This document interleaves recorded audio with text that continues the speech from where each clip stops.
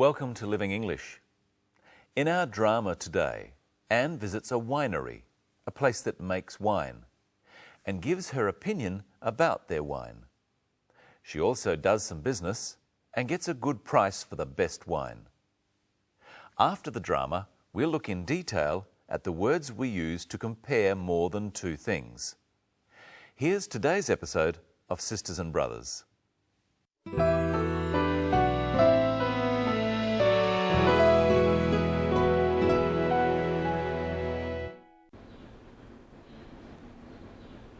These are our whites.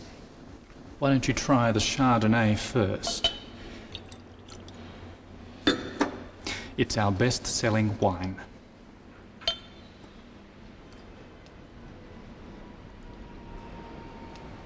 Lovely. Good fruit. Perhaps a little immature? Yes, it's made from some of our youngest vines. It is our most popular white at the moment. Try this Riesling.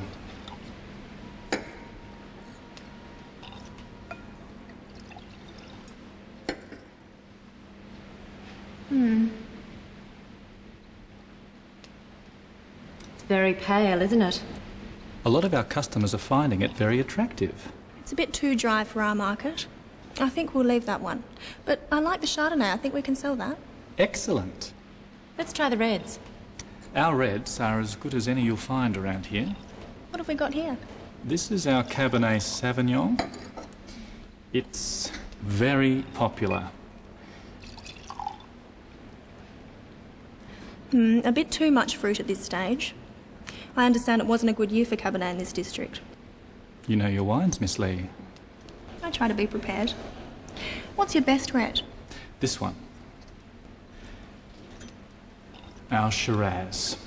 And we think it's world class. It's a lovely colour. Deepest red. What vintage is this? It's 3 years old now. It'll drink well for years yet, but you can drink it right now too.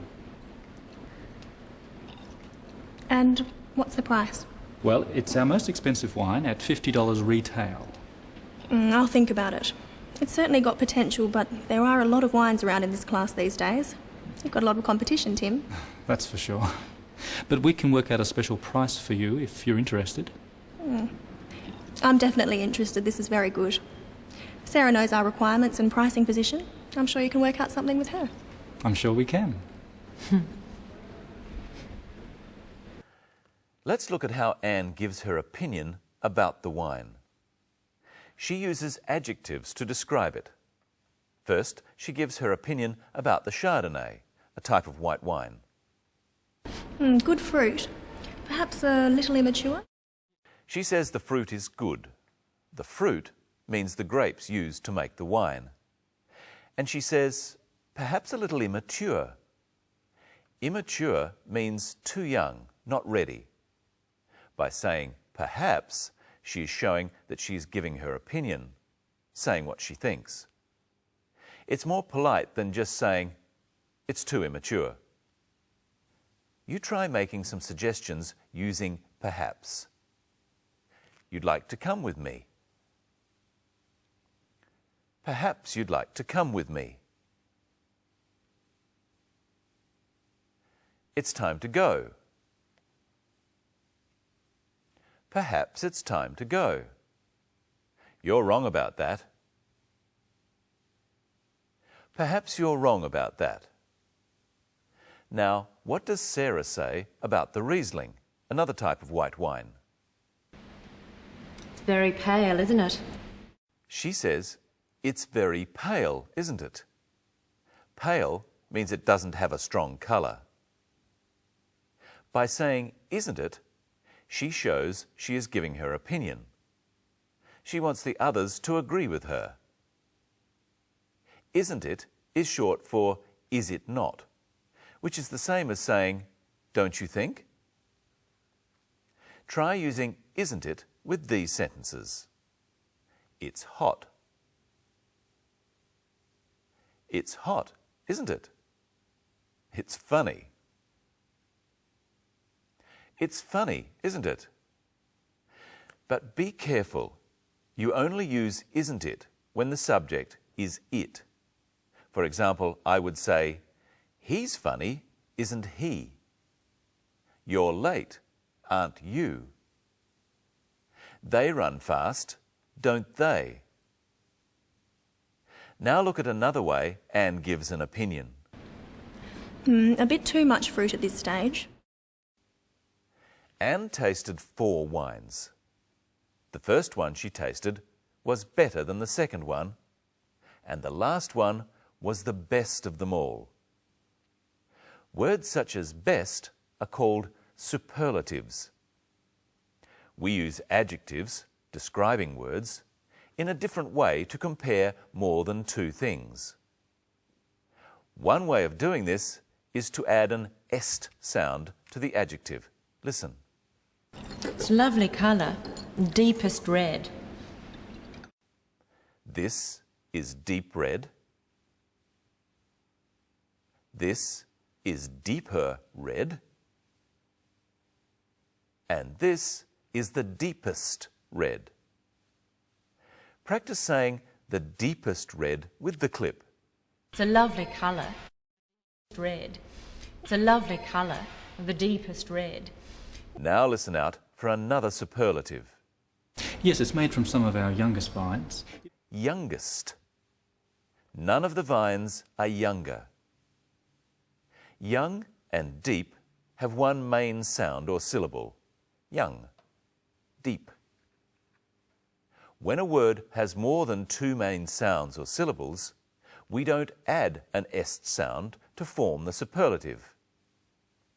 The word expensive has 3 syllables. Ex, pen, sieve. Now listen to its superlative form. Well, it's our most expensive wine at $50 retail.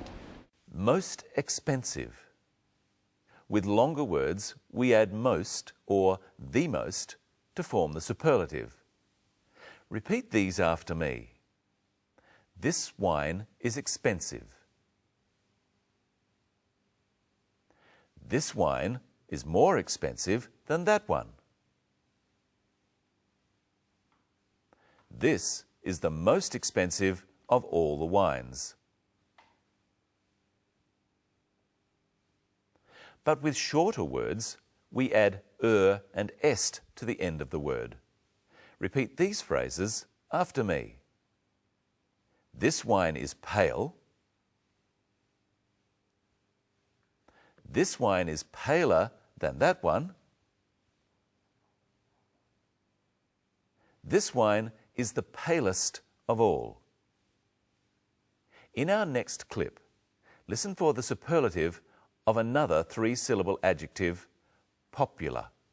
Pop-u-la. It is our most popular white at the moment. Most popular. And here's the most popular person on Living English, Michelle Crowden. Hello, Michelle. Hello, Brenton. Hello, everyone. Here are 3 potatoes. First, let's arrange them in order of size. Brenton, can you do that? I think so.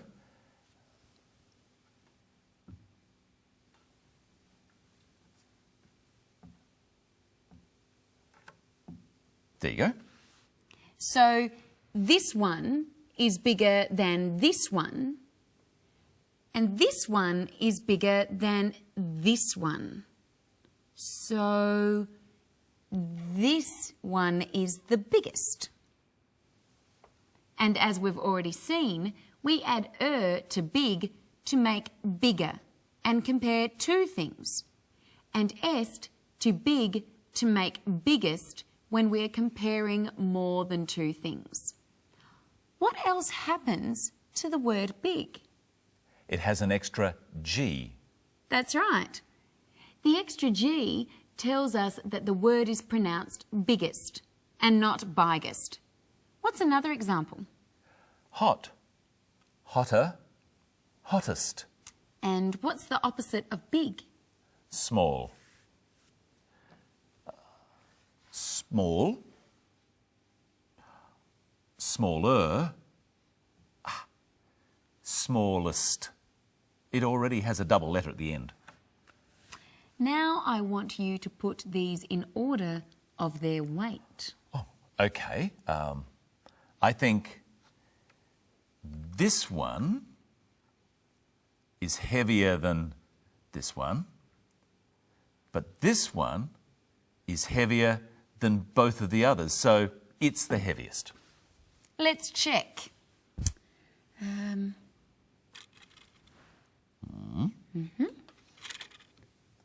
this one. Heavier? It's heavier. Yeah, okay. And this one. This one's heavier than both. So it's the heaviest. What happens to the word heavy when we add the and est endings? The Y changes to an I before we add the endings. This happens with other words too. Such as lucky, luckier, luckiest. And happy, happier, happiest. So this is the heaviest potato, but which one is the lightest? This one. Light, lighter, lightest. Now let's look at another way of comparing things. Listen to Tim, the winemaker. Our reds are as good as you'll find in this area. Tim said that their reds, that is, their red wines, were as good as any others in that area. Let's look at the expression as good as. Tim is saying that his wine is good and the other wines are good too. Here are 2 donuts. I want you to do a taste test, Brenton. Okay. Which donut is better? If you insist.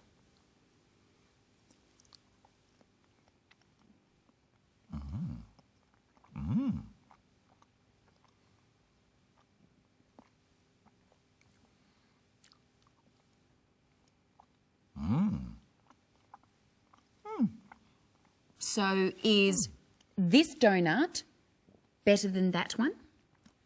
Not really. No. Is it worse than that one? No, I don't think so. I think they're both equally good. So we would say this donut is as good as that one. They're both equally as sweet. You can use any adjective instead of good. So we would say this donut is as sweet as that one. They're both equally delicious. What would we say? This donut is as delicious as that one. And they're both equally round. This donut is as round as that one. And they're both fattening. Well, yes, this donut is as fattening as that one. We could also say this donut is just as fattening as that one. But this donut is the most fattening. Yes, and the most delicious. It's the best. Goodbye.